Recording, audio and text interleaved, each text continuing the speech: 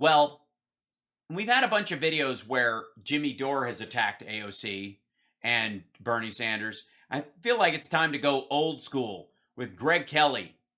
The title of this one is AOC Too Dangerous to be the Face of the Democratic Party. And he opens up with his stupid quoting. He does this all the fucking time. I don't understand why he thinks this is a thing. Obviously, they're getting letters. All I can say is that the fake news just doesn't get it, do they? And the fake news, the mainstream media, let's face it. I'm angry. I'm an angry fella, and nobody's watching this, so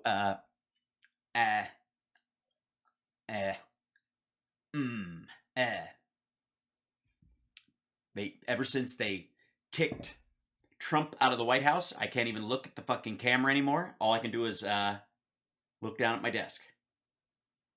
Their bias, their prejudice against white men.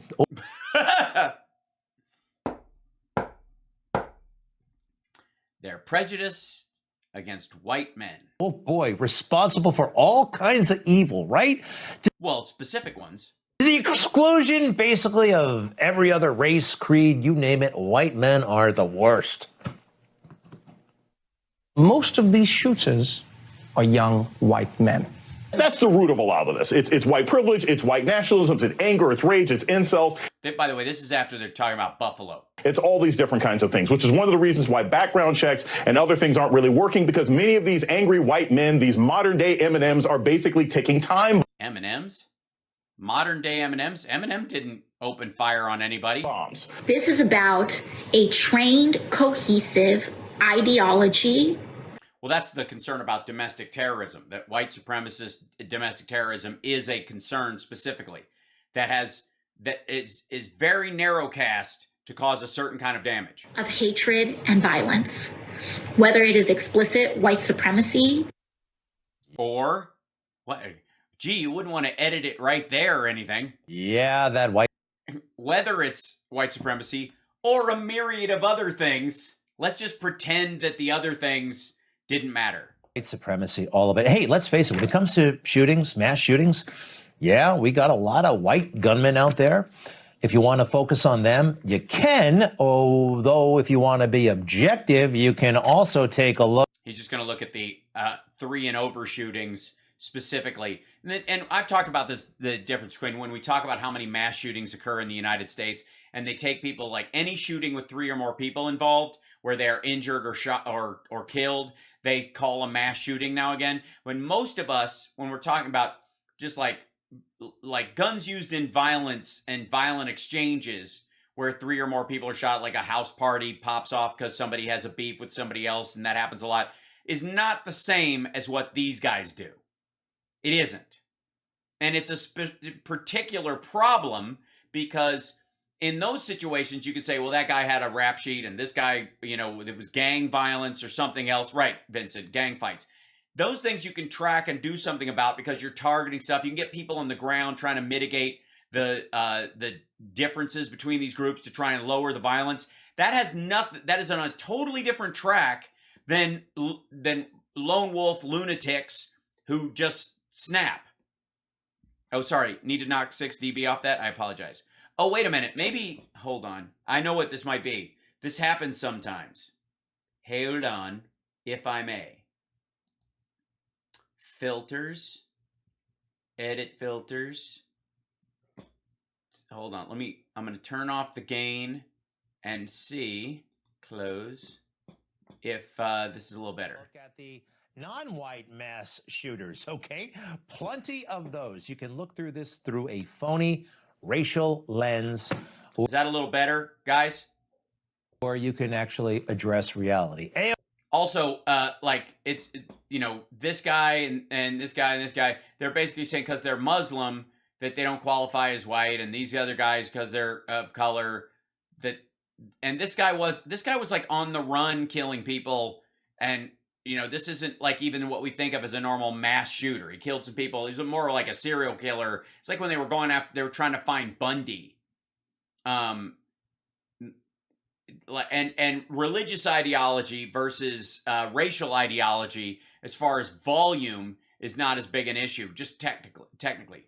AOC, of course, wants to look through it through a phony racial lens. Well, why didn't you play the rest of what she fucking said? Hold on one second. Let me see the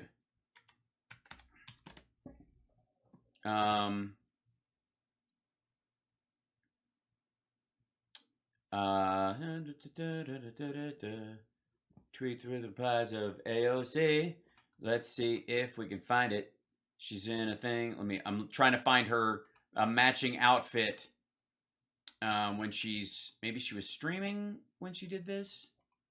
Hard to say. Hold on. Maybe I need to look just at video. Give me 1 second. I'm searching for something. Excuse me while I look at the media. Here you go.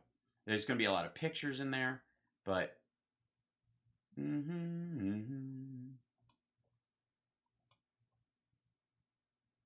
Starbucks workers. Okay, talking about entry-level jobs, people dancing.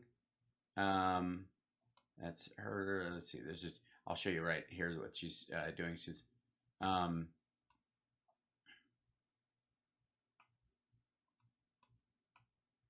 yipe.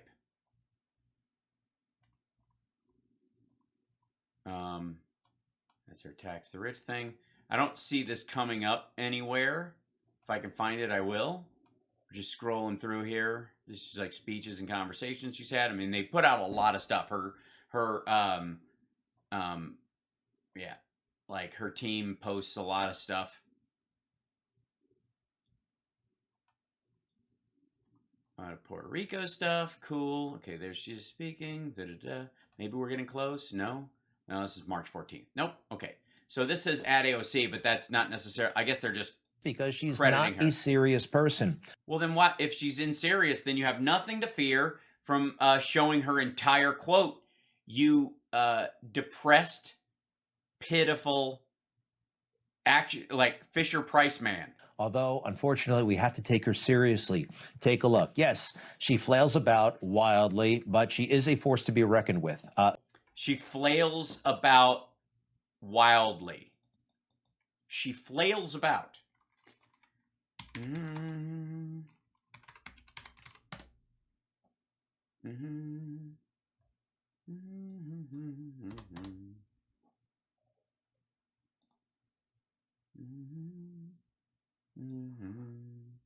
Does she flail around like this?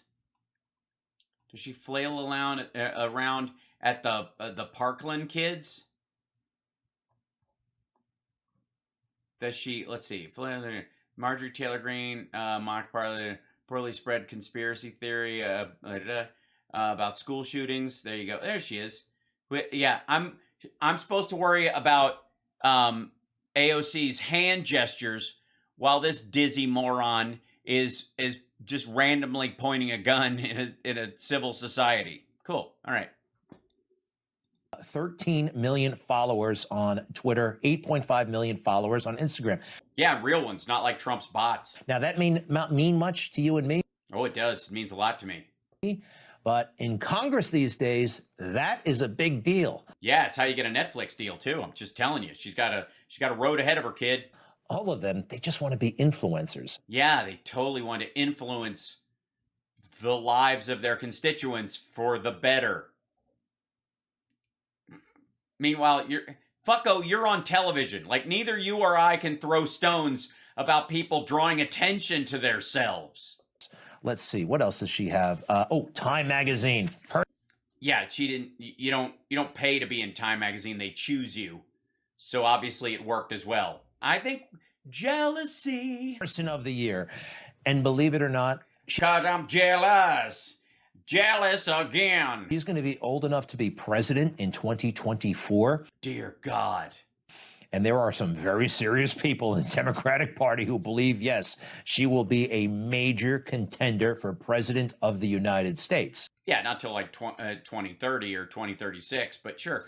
So we're going to... By the way, you're going to have to attack her like you did Hillary Clinton in the 90s and chip away at her reputation so that so you can get within striking distance so people like TYT and Jimmy Dore can keep her from getting elected because she's a chick. I have to deal with this person. And this person... Greg, no, you won't. By the time she's running for president, You're not going to have a show, buddy. I don't know what you're going to say. I don't know what you're going to do, but you're going to lose your show. Either because of ratings or Newsmax shuts down or the ad rev just isn't there or people are like, who is this boring turd who always stares at his desk and can't bring himself to look in the camera because he's afraid it can actually see his fucking soul. And I don't know, try Look to... at this. Who the fuck are you talking to? Sir, are you looking for your glasses? Well, defeat her because her ideas are crazy. All right? White All right. men are evil and Yeah, that's not what she said. LGBTQ people, never, ever would they do anything wrong. Yeah, I don't think she would. I think if you asked her about, say, the Catholic Church, she might have a word or two, especially if someone of Puerto Rican descent. We have the radicalization of young men. This is an issue. Young women are not doing this. Young non-binary people are not doing this. Trans people are not doing this. This is an issue that we have. Trans people, non-binary people. By the way, he's going to go with the two shooters, one who identified as trans and non-binary, and then he's going to say the bullshit about the most recent shooter, the kid at this school who put on pictures of himself wearing eyeliner, which is basically like a goth phase, or the fake pictures of somebody else online that circulated. They're doing all this stuff, actually. I mean... Are they? Yet statistically? Do they chart, asshole? Just like, not to cast aspersions against anybody in general, but there have been transgenders. Attacked man with hammer. Oh, fuck. It backed up. Sorry. It jumped over. Hold on. Attacked a man with a hammer. Trans and non-binary people do commit violent crime. Yeah, we know. But they don't... Oh, fuck, man. Jeffers, who attacked a man recently on a New York subway with a hammer. Yes, a homeless person with mental issues that also happens to identify as transgender. That's not a transgender people problem. Any more than these guys are responsible because they're straight or white. It's just a group that we're concerned about. Even the most recent shooter, the Texas shooter, was Hispanic. Not the point. And it's also young males. They're in jail more than anything else. Like, this is just dumb. We also have a transgender serial killer. Yeah, serial killer.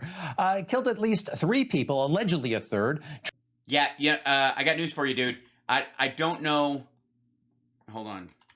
I guess you could go with the BTK was an autogynephiliac, technically. But do we want to, let's see. Do you want to go through the list? Let's see.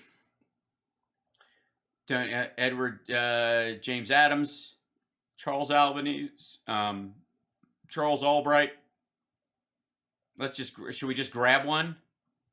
See what, hold on. Let's look at let's proven victims. Let's look for a giant number of proven victims. 11, that's a pretty high number. 11, 12. We're like, that's a long list, by the way. There's 12. Known as the Midtown Slasher. And there he is. Yeah. Let's see. I don't know, what do you think? We'll play roulette. Here's 15. Jesse Lee Cooks. Oh, he's black. Okay, there you go. The zebra murders were a string of racially motivated murders. I'm surprised he doesn't go after this one. 73 to 74. They're multiple people. Part of it was a death cult. Death Angels redirects here for other uses. Oh, so this was a group. That's not quite the same thing. That's like terrorism. Dean Coral. Look at this. Yeah, here you go. 1939 to 1973. 28 teenage boys and young men between 1970 and 73. I don't even know why you're reaching. Transgender woman has spent 50 years in prison, recently paroled, and has spent 50 years in prison? When the fuck was that picture taken? Reportedly or allegedly killed somebody else in 2019, a transgender man in Denver. A school shooting 1 killed, 8 injured. Donna Perry, transgender woman, serial killer of 3 people. We can go on and on. Right. This has nothing, like, statistically, this won't even fucking chart. Anecdotally, of course. The number 1 serial killer with a highest body count in the United States is black. Hold on 1 second. I'm surprised he doesn't go to this one. Hold on. I can't remember his name off the...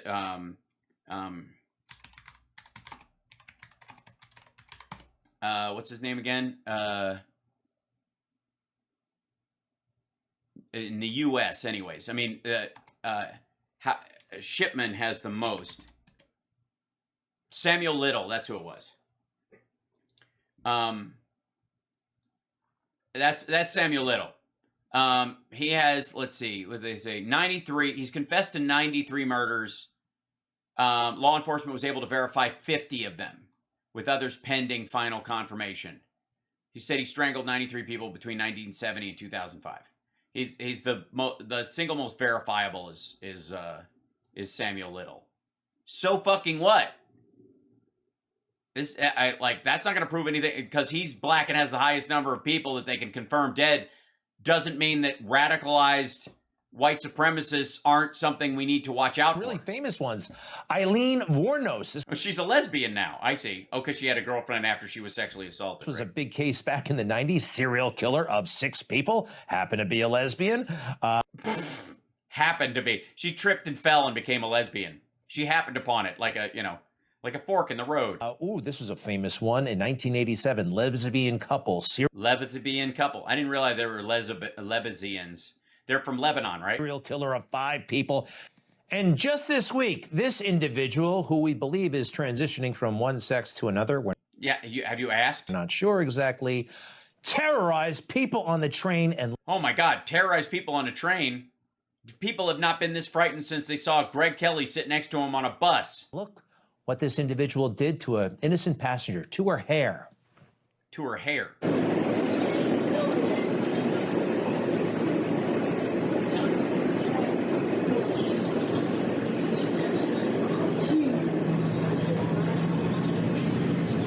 See that? Grabbing her hair? Yes, I see her grabbing her hair. Clearly a crazy person. Something else is going on there. Fucking and? What does this have to do with all the school shooters you just picked out? Making her sit down? Making her sit...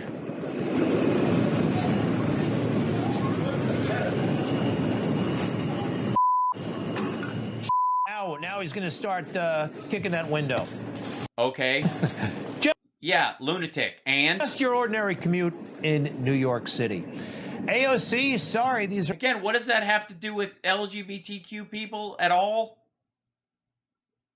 Am I supposed to be... Greg, are you and I responsible for Ted fucking Bundy? They're not all angry white men. They look like all kinds of people. Yes, but statistically, when you're talking about mass shootings, if you're talking about mass subway window kickings, let's have a fucking conversation. Even young girls who might be lesbian. Well, we're really gonna have to run some tests. Greg's gonna need some video to see some videos, ladies. Have you ever heard of this song? So this is by the Boomtown Rats. So what? I don't like Mondays. Well, they got that from Brenda Spencer back in 1979. She opened fire at an elementary school. She lived right Yeah, and it was such a standout. Somebody wrote a fucking song about it. You notice there aren't a lot of songs about these serial killing males because there's too fucking many of them. They're not special. Lori Dan, motherfucker. I don't know if many of you know this. I was in high school. The day this happened, hold on. Let's see. In 1988, I was in this Winnetka. This is where my school is. Where I went to high school. I went to New Trier. Lori Dan, she goes, on May 20th, 1988, not like just a couple of years, a couple of days and 3 dozen years ago, Lori Dan walked into a second grade classroom in North Suburban Winnetka, told the students she was there to teach them about guns, and then opened fire in the classroom.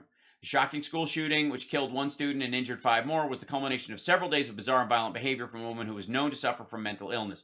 According to the police at the time, Dan started her day around 9 a.m. at the home of a family she previously babysat for. There she took 2 of the children on what she told their parents was a previously planned date to Carnival in Evanston, but there was no Carnival. Instead, she took them to an elementary school in Highland Park where she attempted to set a fire. The small blaze was quickly extinguished. Dan then drove the children home at about 10:15 a.m., and while they and their mother were in the basement, set fire to the house. The family was able to escape. While firefighters were extinguishing the house fire, she started walking towards Hubbard Woods Elementary School. In the school, she encountered a boy in the hallway, pushed him into a nearby washroom, and shot him. She attempted to shoot 2 other boys, but her gun jammed. They ran for help. She went into the classroom, told the teacher substitute to gather students at the end of the classroom. Teacher did not, tried to disarm Dan, who opened fire. 5 children were struck. 8-year-old Nicholas Corwin died of his injuries. Dan then fled the school, found nearby roads blocked due to a funeral. She changed her route and found herself at the Andrew home of Philip Andrew, then 20 years old, home from college, was in the kitchen with his mother when Dan burst in. She was armed, but claimed she had been sexually assaulted and shot her assailant. Andrew was able to take one gun from Dan and remove the clip and convince her to let his parents go free, but she kept him as hostage, and when the police arrived, shot him in the chest. He managed to make it out of the back door before collapsing and being rescued by paramedics. Then she started walking towards my high school. She walked, now alone in Andrew's home, Dan maintained a standoff with the police for hours during negotiations. They brought in her parents, her ex-husband, with her house surrounded. She did herself in. I was locked down in school because Lori Dan went on a shooting spree. That was a very distinct thing. Like, ask, Johnny Million and I were in school that day, and we were just blocks away from where this was all going down. And, I mean, it stood out because in what would be the era later on of Columbine and the like, or Stephen King's Rage, the book became, which is like the Bible for a lot of the school shooters. It stood out because she was female. It's rare. It's incredibly rare. It's so rare, you barely fucking talk about it. It stands out as something you remember amongst all the others because it's rare. That's the whole fucking point. There were bars that had a drink in Chicago called the Lori Dan. It was 7 shots. That was the joke for a while. In the same way that the Boomtown Rats song was written. Across the street, took a rifle through her living room window, shot it up, and she's in prison now. Right. She was recently up for parole, denied parole. That's where the name of the song came from. They asked her, why did you do this? And she said, I don't like Mondays. She happens to be on that LGBTQ spectrum that AOC thinks is so important. Based on what? And maybe most famously of all, have you ever seen Dog Day Afternoon? Yeah. And he's going to go there. Somebody's been watching Mindhunter. Great movie. Great movie. So the backstory here, and if you watch the movie, it's based on a true story. Al Pacino is playing a guy named John Vodovich, who happened to be gay. He robbed the bank, get this, to pay for a sex change for his boyfriend to become a woman, because they were in love, because a shrink had told his gay boyfriend that he was a woman trapped in a man's body. To get enough money for his wife, who was a man, to get a sex change operation. So AOC, when you say, what did she say again about LGBTQ? Young women are not doing this. Yeah, they're not. Still true. You're going back to fucking 1979 and a trans homeless person who, again, there's a varying spectrum of reality in this situation where somebody might just, they'll get treatment or be able to go into a shelter because they identify as LGBTQ, where they might be over quota in the other shelters. That sometimes helps. So homeless people, especially mentally ill ones, can drift one way or the other. Like it's like faux drug addiction, all kinds of stuff. It's meaningless. Ultimately, statistically, they don't chart. Young, non-binary people. By the way, look, trans and non-binary people do not commit violent crime. That's not what she said at fucking all. Are not doing this. They're not doing the school shootings. They aren't. In general, they aren't, and especially recently. Trans people are not doing this. This is an issue that we have. You got issues. People are people. Attica. It doesn't really matter the gender. It doesn't matter that I'm a white man, straight, all that stuff. Yeah, I would question all those things. I think you might be a thumb. You want to hold it against us. You shouldn't. You really should take people individually. And not everything trans, not everything drag is good. Is there a defensive element to this? Do you just feel like, Greg, did you get stuck at Newsmax because you were denied your dream job because a trans drag queen took it? What the fuck? A lot of us don't think this should be around children. Now, in New York City, there is a program where drag queens read to children. I thought I was hallucinating, but this is a real thing. Here's the story. Gender dysphoria is a form of mental illness. Look at the Chiron. As they say on their Of course it is. That's its definition. And website, by the way, drag queens aren't, classically speaking, trans, really. A lot of them are gay men who dress up. They're happily gay men. They just do this as an artistic expression. I mean, there's been a lot of overlap these days, but in general... We do. Drag Story Hour NYC produces storytelling and creative arts programs for children and teens presented by local drag artists in libraries, schools, and other community spaces. Right, that's their website. So what? This is for kids, by the way. Yes, designed for children. Yes, it's a form of clowning in their mind. They don't care. It's just another form of clowning. It's a character they put on. 3 to 8, local drag performers trained by children's librarians read picture books and touch on themes of diversity and difference. Right. And? Numerous programs offered. Drag Story Hour for neurodiverse kids of all ages. And then there's a makeup tutorial. And, oh, by the way, made possible in part with public funds from the New York State Council on the Arts. On the arts, right? And with the support of the Office of the Governor and the New York State Legislature. Uh-huh. And? Yeah, it's at a public library. They leave the space for that. Well, I'm going to make this a personal crusade. Jesus Christ. Think I can be effective in calling attention, at least in... No, I don't think you can. Greg, you're a thumb in a suit. Nobody cares. Nobody gives a fuck, Greg. New York to this hideous program. This should not be funded. And I just might call the police about it as well. Yeah, you just might. Well, then fucking shut up and do it. Record the conversation, especially the dial tone. Oh my God, what a fucking wuss. Ugh. What did we get? By the way, the title of that video was Greg Kelly, AOC too dangerous to be face of Democratic Party. Because people think since she'll be old enough to run for president in 2024, that she will, and that'll be that, and it's all downhill, where trans people can commit all the crimes they want, but only white males will get arrested or some shit. Like, I mean, honestly, it's kind of beautiful that he's that miserable and that much of a fuck up.